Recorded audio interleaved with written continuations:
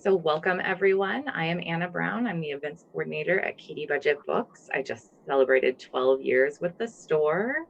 This is Yay! this is Munch Bunch Cookbook Club, which is my baby. I love it so much. I am one of those people that is kind of a cookbook hoarder. I don't like to make the same recipes over and over, but I'm particularly excited about this month because one of the things I really want to do in the new year is start meal prepping more so that I don't have those hectic weeknights during the week. Right.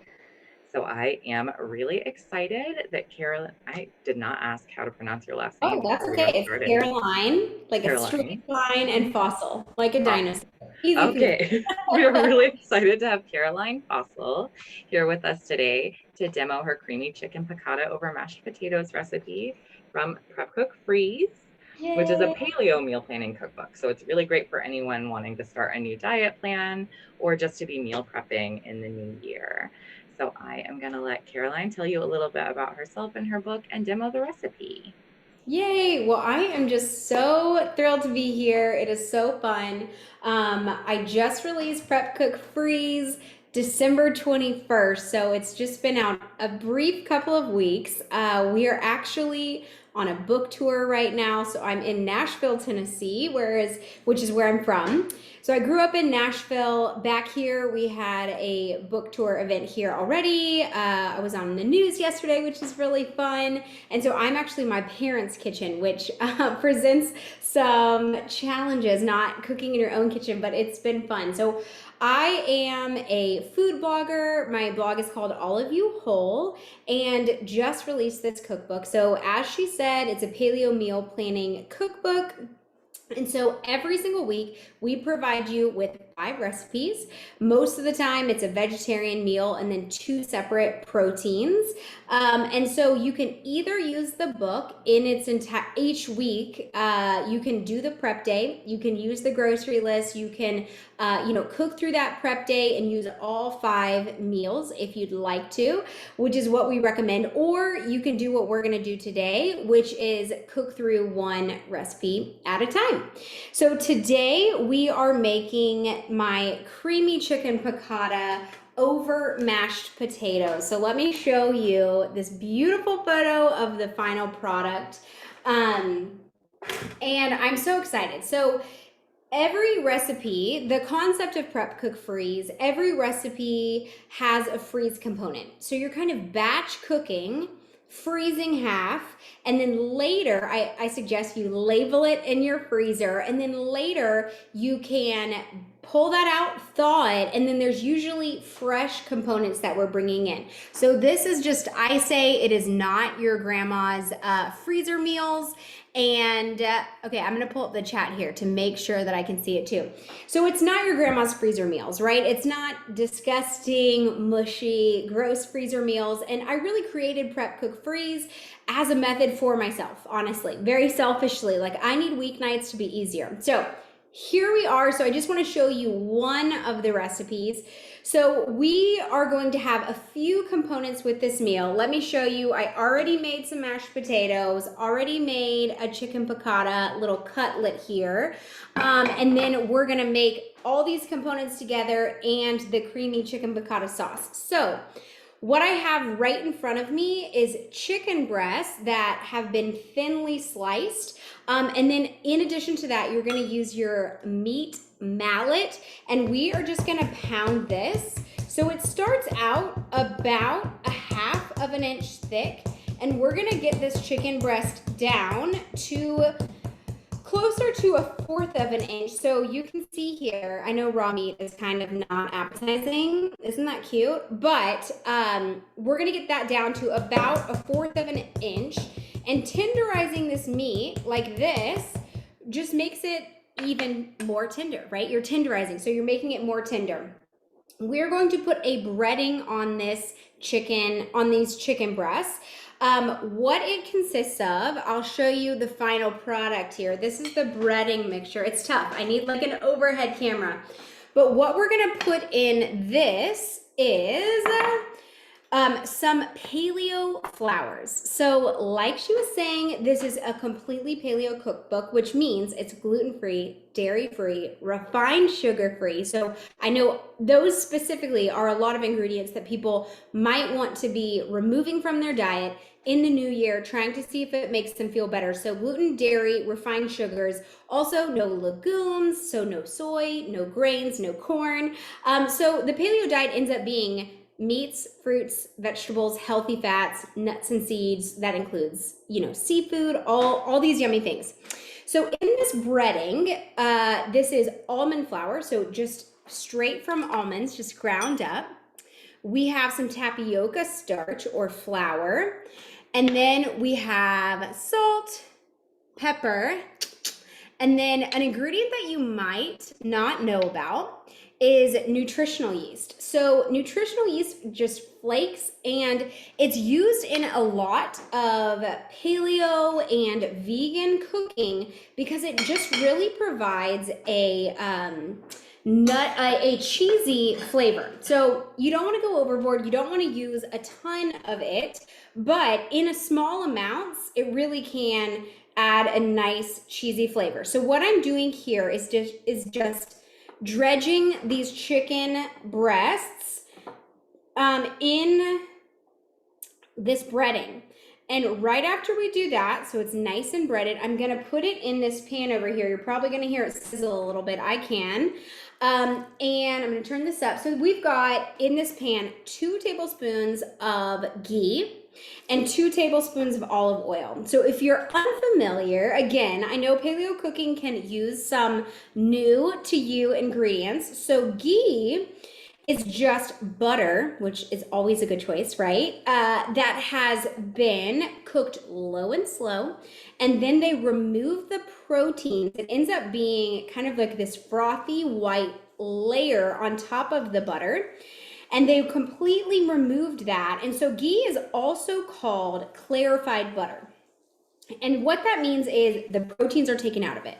So if you're doing something, if you're trying to be dairy free, and or even doing something like a Whole30, which is a 30-day challenge, and it's traditionally completely dairy free, the only exception to that is actually ghee, because sometimes people who can't digest ghee, the one thing that they can tolerate is, or people who can't digest dairy actually sometimes don't have trouble with ghee because it's really the protein that's gonna do you in.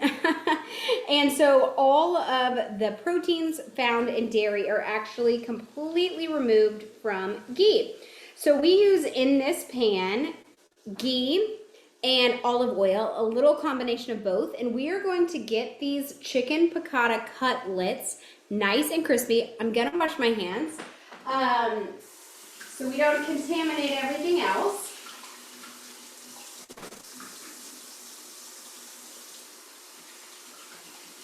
So those chicken cutlets are gonna cook for about 2 to 3 minutes per side. We just wanna get them nice and crispy on one side, and then we'll flip them and cook the other side. One of the reasons I love this dish is it's so quick to put together because, meat can take hours, depending on what you're cooking, to bring together. Whereas these cutlets, especially because we're slicing the chicken breasts in half, or you can even, like I bought thinly sliced chicken breasts, or you slice them in half so they're less thick. The thicker the meat, the more dense the meat, the longer it takes to cook. So these are just so fast to pull together. So while that is cooking, we're making our chicken breasts. I am going to show you how we make the mashed potatoes. So here I have just a standard russet potato. If you have a really strong preference of another type of potato, you can use whatever your little heart desires, but we're just calling for russet potatoes for this recipe. And the mashed potatoes for this recipe is our fresh part of this recipe. So when you make the chicken piccata, when you're making the chicken, you can make 2 batches of this chicken, which is what we call for. And then you're actually going to freeze half of the chicken piccata cutlets. So I have already made some today. Here you see 3 of my cutlets. So what I would do is you can let them cool. You can individually wrap them in a plastic wrap, or put them in a stasher bag, which I love stasher bags. They're just a silicone, more environmentally friendly bag, and freeze them. And one of the reasons I love this recipe is you can make tons of these like chicken fingers. Basically, you can either make the entire cutlets like we are now, or you can slice them into strips and make just really clean, really healthy chicken tenders for your kiddos, for yourself. I mean, I love chicken tenders. Throw them in the freezer and just pull them out anytime you need them. We have instructions for how to reheat. You can really just reheat in the pan like we're cooking them now. It just takes a few minutes for them to heat up. So when you have these potatoes, you're gonna have about 2.5 pounds of potatoes. You're gonna put those into cold water. You're gonna put all those potatoes into cold water. You're gonna add some salt and you're gonna bring that to a boil. So those are gonna boil for 10 to 15 minutes. And I've already done that part. I love cooking demos because it's so fun. It's like, and here are the potatoes. Okay, so I already cooked these potatoes. So I am going to move my cutting board out of the way here so that I can show you these mashed potatoes. I do not know if you can hear this chicken piccata, but it is sizzling and it is sounding so delicious. Okay, so in this pot, you just need to use a large pot. You can use a Dutch oven. I have the cooked potatoes. So to these cooked potatoes, we are gonna use an entire can of coconut milk. So if you're unfamiliar, coconut milk is, when you're using the canned version, right? So the canned version kind of functions like heavy whipping cream in the paleo world, but it is completely dairy free, but it's a lot thicker if you've never used it than just like the coconut milk cartons that you get at the store. We are going to use ghee again. If you do not have to be dairy free, you can always, of course, use butter in these mashed potatoes, but ghee gives it that dairy free vibe. We're gonna use kosher salt. We call for a lot of kosher salt. It makes them so tasty and delicious. Just remember that if you are using traditional, iodized table salt, you're gonna wanna really reduce that amount. We also have 2 cloves of garlic that is minced. I love using minced garlic in this recipe. Not all mashed potato recipes call for garlic. I think that it ends up helping mitigate that coconut flavor. So once you add the garlic, you really don't taste it at all. And then some black pepper. So I'm gonna pause this for a second and we are going to flip these chicken cutlets. Oh, they are just looking perfect. They've got a nice crunchy crust here. Oh yeah, we are cooking, you guys. They're looking great.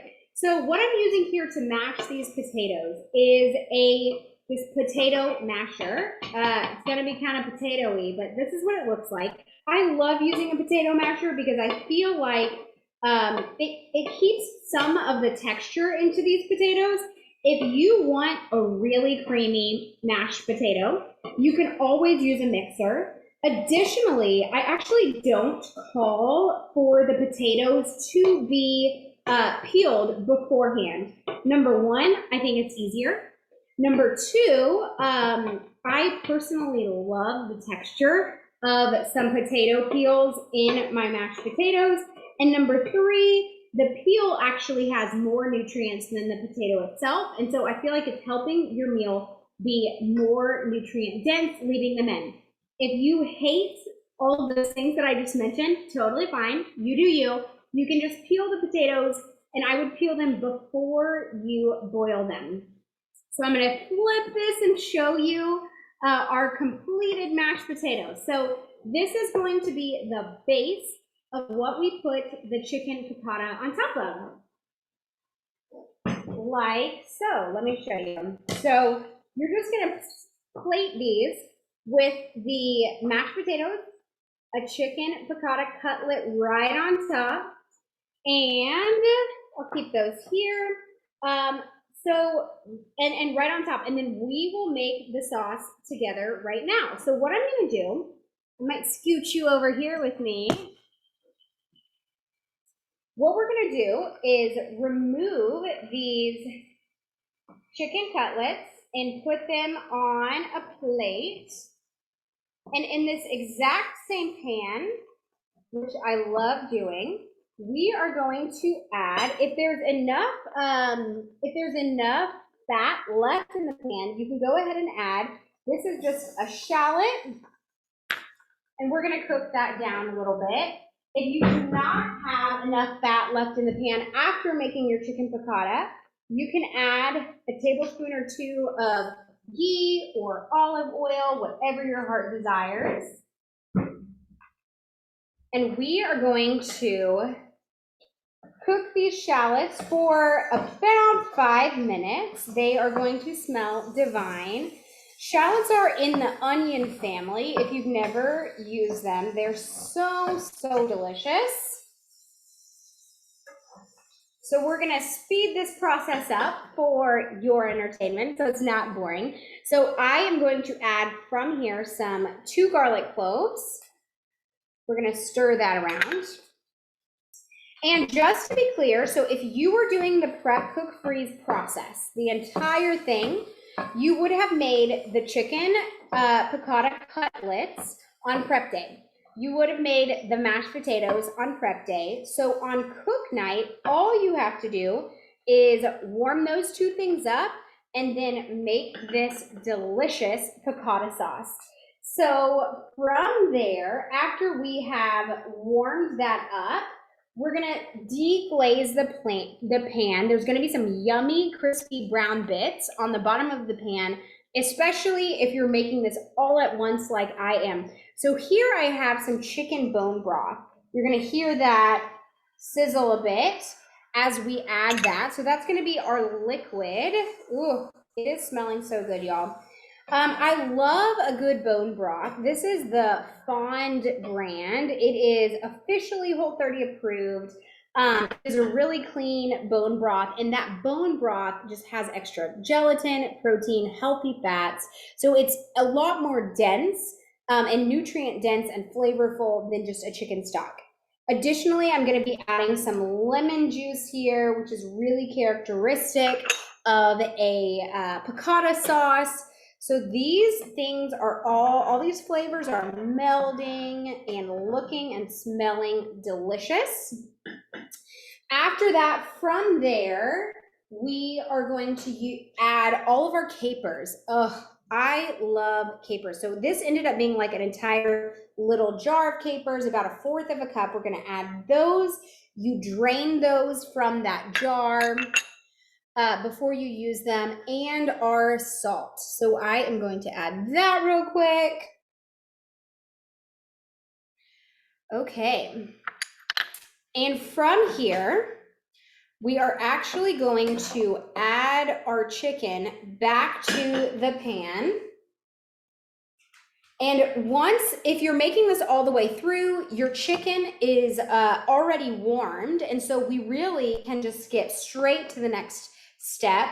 If you were doing the prep, cook, freeze method and you had made the chicken on prep day, you would just want to use this time to warm your chicken all the way through, which should only really take about 5 minutes to just warm this right up, which is why I love this method, even though I'm obviously really partial, because when you bring it together on the night that you're going to eat the meal, I mean, it just takes no time at all. Our goal was for it to take 15 minutes or less of hands-on time. So this recipe definitely does that.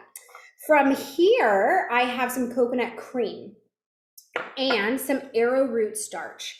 So if you're unfamiliar, arrowroot starch, it functions kind of like a cornstarch, with paleo recipes. It's a great grain-free alternative to cornstarch. So what that's going to do with this coconut cream is it's really going to thicken this sauce up. Coconut cream is just the thickest part of coconut milk. So if you've ever used coconut milk before, the canned version, you can put it in your fridge, and the next morning you're going to have a couple inches of just the thickest part of this coconut milk, and that's what coconut cream is. You can actually buy 5-ounce and even 14.5-ounce cans of coconut cream. So that's just an even thicker version of coconut milk. So we have an entire 5-ounce can of that, and I am just going to pour this right in. So the reason that we just made a little slurry here with that coconut cream and this arrowroot starch. And let's see if I can show you. I wish I had, my mom was like, are you gonna have an above the kitchen, above the stovetop can? So from here, I wish, at my own house I do. But from here, all I'm gonna do is you continue to use my fork, and I'm gonna try to just mix this coconut slurry into that lemon juice, bone broth, lemon, caper mixture here. Oh, you guys, this is divine. This is just so divine. And so the reason we use that arrowroot starch is to thicken it up. If I were to have just poured that arrowroot starch right on top, we would have clumps and it would taste really gross.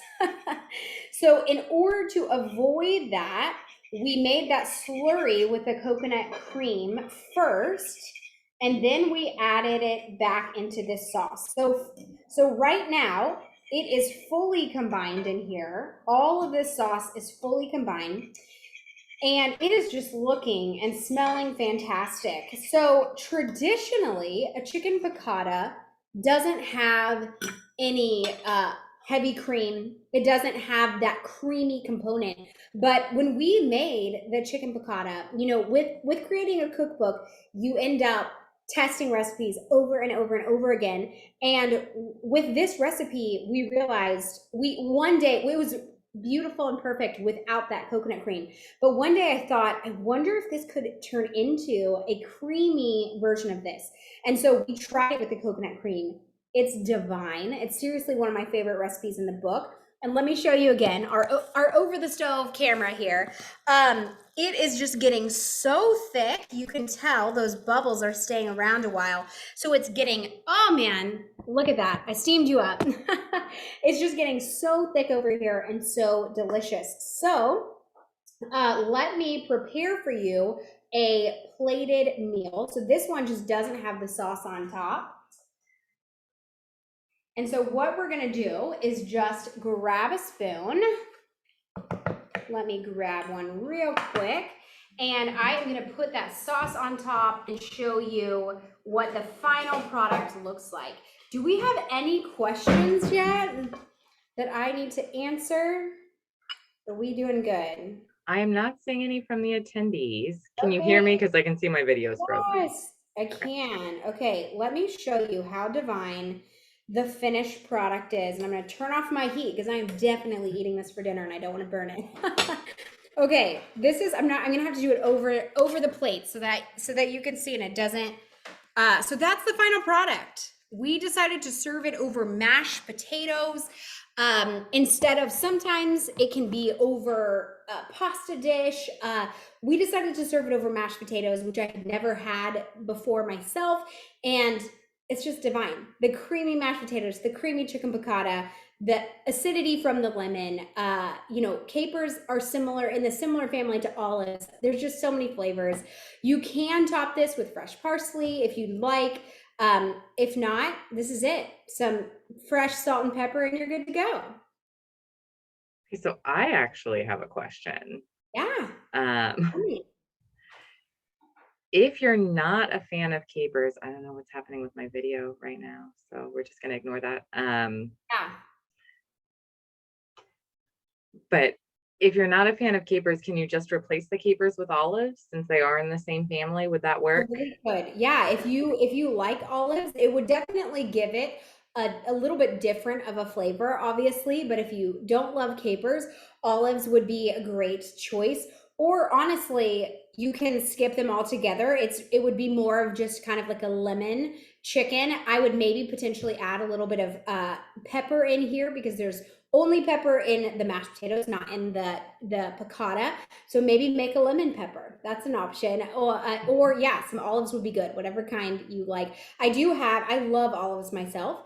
And I have a recipe. It is chicken marbella, and it's like olives and figs and dates and chicken Mm. breast, and it is divine. So olives can be pretty versatile. Yeah. All right. Well, I am not seeing any more questions from the audience. So thank you so much, Caroline. Yes, it was such a joy. And so for anyone who wants it, I know Katie Budget Books has some more copies of Prep Cook Freeze and would love for you guys to just follow along on Instagram. I'm always available there via DM for questions, and I'm always sharing more healthy recipes for you guys. Yes. And her blog is All of You Whole, and the link is up on the event page on our website also. So if you haven't checked out her full blog, the link is right there for you Lots guys. of recipes there. Perfect. Awesome. Well, thanks everybody for coming, and we'll connect soon. All right. Thank you. Thank you so much.